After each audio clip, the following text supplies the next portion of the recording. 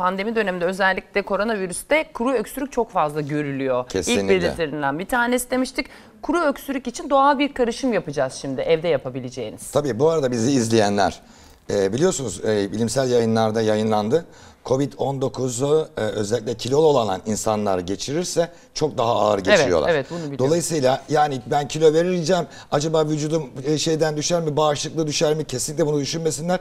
Sağlıklı bir şekilde kilo vermeleri için şu anda açıklayacağım şeyleri de çok önemli. Birebir dinleyin, not alsınlar. Şimdi öncelikle kuru öksürükle ilgili bir tarifimiz var. Gayet basit. Akşamları özellikle günde bir sefer, 2 sefer de yapılabilir. Ama akşam yatmadan önce şöyle bir bardak ılık bir sütümüz var. Bu ılık sütümüzün içine burada sarımsakları gösteriyorum. Biz bunun bir tanesini ezdik. Bir tanesi yeterli. Bunu içine koyacağım. Abi akşam yemekten sonra koyarsanız 1-2 saat kalırsa içine özümser diye söylüyorum. Onun üzerine de bir tatlı kaşığı civarında bir bal koyacağız. Hepimiz zaten bunu biliyoruz ama bal ve sarımsak herhalde bugünlerin vazgeçilmez besinleri kesinlikle oldu değil mi? Sarımsak aynı zamanda hakikaten dediğim gibi bakteri öldüren bir özelliği var. Yani vücudunda alisin dediğimiz bir madde de var. Kükürt içerdiği için antioksidan özelliği çok fazla. Bunu güzelce karıştırıyoruz arkadaşlar. Bu karıştırma dediğim gibi bir saat sonra daha da güzel o bal değil mi? Şey olur. Yani yarım saat, bir saat bu şekilde kalsın. Özellikle sarımsağın o öz suyu içine geçsin. Bunu akşam yatmadan önce içelim. İçiyoruz. Evet. Güzel. Bunun haricinde size özellikle bu Covid-19 döneminde benim de Instagram'dan ve işte sosyal medyadan, Facebook'tan takip edenler için şu anda 4800 kişi oldu. 4800 kişiyi zayıflatıyorum. Ve herkese sorularına ben cevap veriyorum. Harikasın. Hakikaten birebir yazılı. Ne kadar kıymetlisiniz bu yazılı dönemde listeleri koyuyorum. Hiçbir ücret karşılığı değil. Yazılı listeleri koyuyorum. Ne yiyorsam sabahleyin resmini çekiyorum, koyuyorum. O insanlar da resim çekip bana gönderiyorlar. Ve kilo veriyoruz. Ben yanlışlarını söylüyorum. En azından bu şekilde yardımcı oluyorum. Şu pandemi döneminde. Bakın şimdi, metabolizmamızı nasıl hızlandıracağız? Onu mu yapalım? Tamam, onu yapalım. Bence onu yapalım. Buyurun Şimdi yapalım. Bununla ilgili metabolizma ile ilgili bir bardak suyumuz var. Önce bu bardak suyumuzu alalım buraya. Metabolizma hızlanırsa ne oluyordu o sırada, onu da anlatalım hocam. Şimdi diyetleri yapmak koşuluyla, yani kilo vermek için aldığınız enerji hazı olacak. Yani siz börek çörek yiyip bu metabolizma çayı da Murat Topal tarif etti, bunu da içelim zayıflayayım derseniz böyle bir şey olmaz. Biz bunları vücudu biraz daha şekeri dengeye tutmak, insülin dirençlerini önlemek vesaire vesaire gibi o açıdan da önemli. Bunun için malzemelerimiz bakın. Doğal bir elma sirkesi var. Evet. Bundan bir çorba kaşığı kadar koyacağım. Doğal elma sirkesi görüyorsunuz bulanık olur. Böyle berrak olmaz. Şeffafsa o elma sirkesiyle alakası yok. Böyle olacak. Burada güzel ahçımız da yapmış. Ondan aldım ben. Sağ olsun, görüyoruz. Bir kaşık kadar bir bardak suyun içine elma sirkesini koydum. Tamam. Şekeri dengelemek için de hemen minik bir şöyle tarçın atacağım. Tarçın. Buna şöyle toz tarçın atıyorum. Aynı zamanda tok tutacak bir tarif herhalde bu. Şöyle elimdeki limonu şu şekilde sıkıyorum. Sıkacağız içine. Fazla da kullanmanıza gerek yok. Evde ne kadar çok sık böyle karışımlar yapmaya başladık çok değil mi hocam? Çok basit ama çok da güzel bir şey. Sağlıklı şeyler. Bir kaşık da buna ben bal koyacağım. Bal ekledik.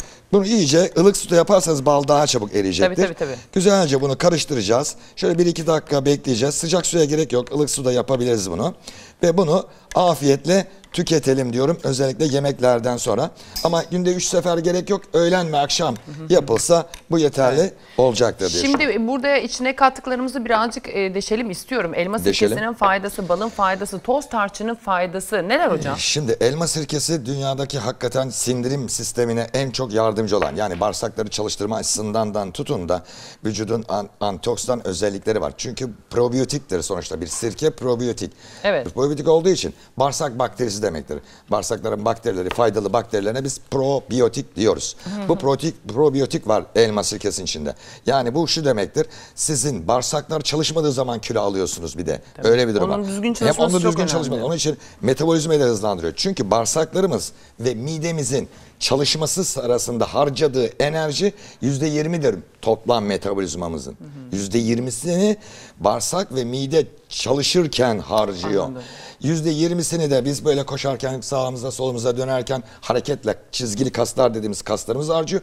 Geri kalan %60'ı bazal diyoruz. Bunu işte beynimiz uyurken çalışıyor. Rüya görüyorsun.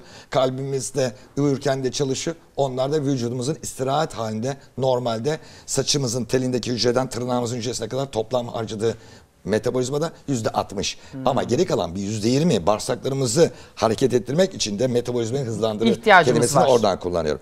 Bu şekilde çayı çevirirler. Çok güzel. İkinci güzel bir metabolizma çayımız var. Bir ya da çayımıza de karışım diyelim buna. Tamam. Bunun için malzemeler de şunlar. Bakın limon, elma sirkesi, bir tatlı kaşığı bal. Evet, bunu yaptık hocam. Bunu yaptık. Bundan sonraki arkadaşlarımız koyarsa bunun içinde pul biber ve pekmezimiz de var. Bir bardak suyumuz var. Bir bardak suyun içine gene ben... Bu sefer üzüm pekmezli olanı yapacağız. Evet. Gene bir elma sirkesini koyacağım. Tamam. Bir çorba kaşığı. Fazla koymuyorsunuz. Sakın aç içmiyorsunuz. Bunlar çok önemli. Sabahları içilen limonlu sular vesaireler kilo verdirmez. Midenizi yakar, deler atar. Sakın ha onu yapmıyorsunuz. Tok karnı yapıyorsunuz. Dediğim gibi bir bardak su, bir çorba kaşığı elma sirkesi koyduk. Şöyle taze nane koyuyorum içine.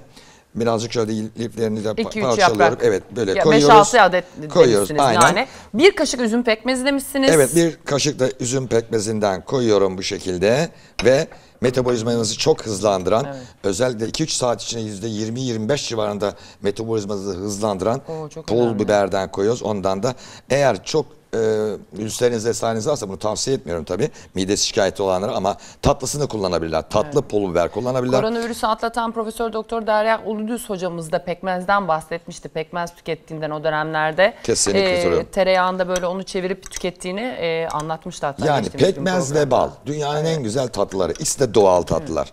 Bunu bu şekilde karıştırıp bunu da... Bu gerçekten hızlandırır yalnız, yani bu fena bir şeye benziyor. Kesinlikle hakikaten hızlandırıyor. Hocam şöyle bir gösterebilirsiniz. Öne doğru getirin istersen. Öne doğru koyup ya da şöyle yapalım, öyle de karıştırabilirsiniz. Bir görünsün. Şöyle gerçekten bir bakalım.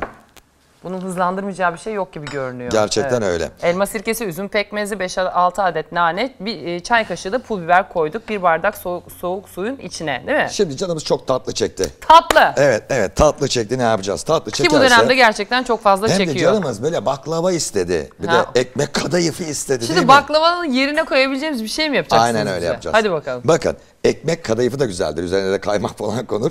Tabii alırsınız 700-800 kalori. Ona gerek yok. Şimdi bakın küçücük çavdar ekmeklerimiz var elimizde. Bu çavdar ekmeğini şöyle bir tabağın içine koyuyoruz.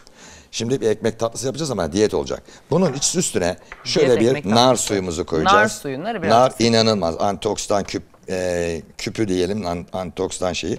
Şöyle yapayım da görünsün. Şöyle biraz fazla koydum. Tamam. Bu biraz böyle emsin. Bu hafif kuru ekmek olduğu için çavdar ekmek. Bu kadar ekmek yeterli diyorum. Neden nar suyu döktük şimdi? Şimdi narın... yani mesela tatlıyla narın nasıl bir bizde şimdi bir geliyor. olacak? Nasıl olacak? Tatlı isterken mesela nar suyulu çavdar ekmeği. Şimdi onun üstüne ne yapacağız biliyor musunuz? Şöyle bir kaşık bal koyacağız. Bal koyacağız. Balı koymayalım istersen. Buna pekmeze gerek yok. Bunda bal koymuyorduk. Tamam. Bunun üstüne birazcık toz tarçın koyacağız. Tarçın koyuyoruz. Toz tarçınımızdan şöyle ekelim. Evet, bir parça. Şöyle yapabilsek de olur. Şöyle bir fiske şeklinde koyduk. Aynen. Kırmızı pul biber. Ve üzerine de yine metabolizmamızı hızlandırmak için şöyle yine de bir fiske koyacağım. Yani hem metabolizmamızı hızlandıracak hem de aynı zamanda tatlı ihtiyacımızı karşılayacak. Evet, bunu da böyle ters de çevirdik şöyle bir. Ters çeviriyoruz iyice özümsesin diye. Sonra üstüne... Öbür tarafından pul biber. Şöyle isterseniz ekebilirsiniz ama ekerseniz çok daha güzel olur. Şimdi üzerine acıyla... çilek reçeli veya bal karıştıracağız demişsiniz. Muz ve kahveyle beraber. Olabilir. O ayrı bir tarihte aslında. Bu şekilde tüketilebilir. Bu tamam böyle. Bu şekilde. Şimdi ben gene bir canımız tatlı çekiyor. Ben şu anda diyetteyim. Instagram'da dediğim gibi herkes takip ediyor. Ben de aynısını yapıyorum. Şu anda 10,5 kiloyun üzerine verdim. İlk Covid döneminde 86'ya çıktım. Şimdi 75,8'im bu sabah itibariyle. Maşallah hocam. 75 kilo 8 gram. Şimdi ne yapıyorum? Canım çok tatlı mı çekti? Hemen burada bir Türk kahvemiz vardı. Ama Türk kahvemiz buradaymış pardon. Bakın bir Türk kahvesi yaptık. Şuraya koyayım bunu.